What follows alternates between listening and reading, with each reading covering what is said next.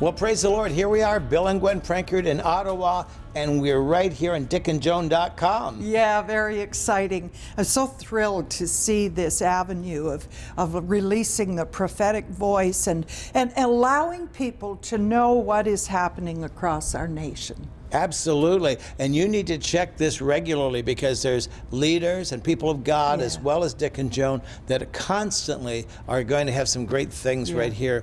And you know, Ottawa is such an important place, and for many reasons. But an event happened here just recently that, to me, is one of the most significant things, honestly, that's happened in our lifetime. Absolutely. We just recently had an amazing summit led by a First Nations leader. His name is Kenny Blacksmith, and he is a former deputy chief of the Cree Nation of Quebec. And it's really been on Kenny's heart to respond to the apology of the Prime Minister a couple of years ago.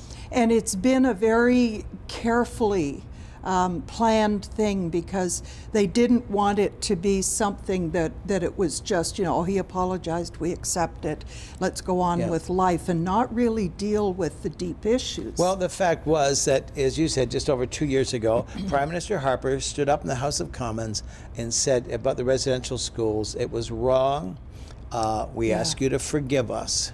And it was a very emotional thing. And the fact that it took the leaders of the First Nation, many of them, 2 years to process this and to meet with leaders across the country before they actually did a formal acceptance. And so the highlight, of course, of the summit was when Chuck Straw, Minister of Indian and Northern Affairs, came representing the Prime Minister, and they said, the Prime Minister has asked us to forgive him and forgive the government, and we do. We do. And he was very careful to point out this was not just a mass acceptance of that apology, because it has to be an individual thing. And so he was speaking on behalf of the First Peoples, the First Nations, the Métis, and the Inuit, who were ready to extend that forgiveness. And that's true. However, you know, some of the most influential First Nation leaders were there.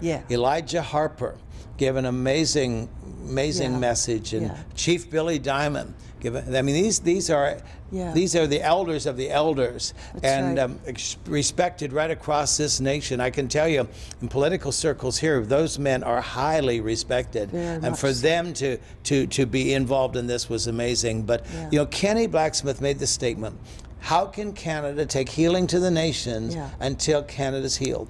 And Billy Diamond referred to a visit I had with him in the hospital, and he told me then, right after the apology 2 years ago, he said it was like there's been a black cloak around Canada, and when the Prime Minister stood up from his seat of authority and did it, it was like that was ripped wide open, and this is the most significant thing that could lead this nation to revival. And I believe it. I believe it. So it will affect you. It has affected all of us.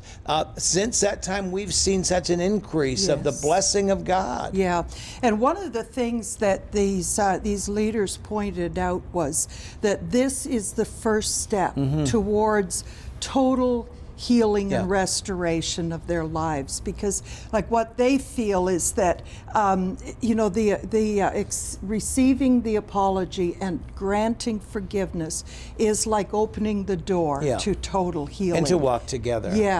And that from there will be, you know, all of the restoration, reconciliation, all of those things, but they need to be healed from so many deep wounds that really came out of the residential schools.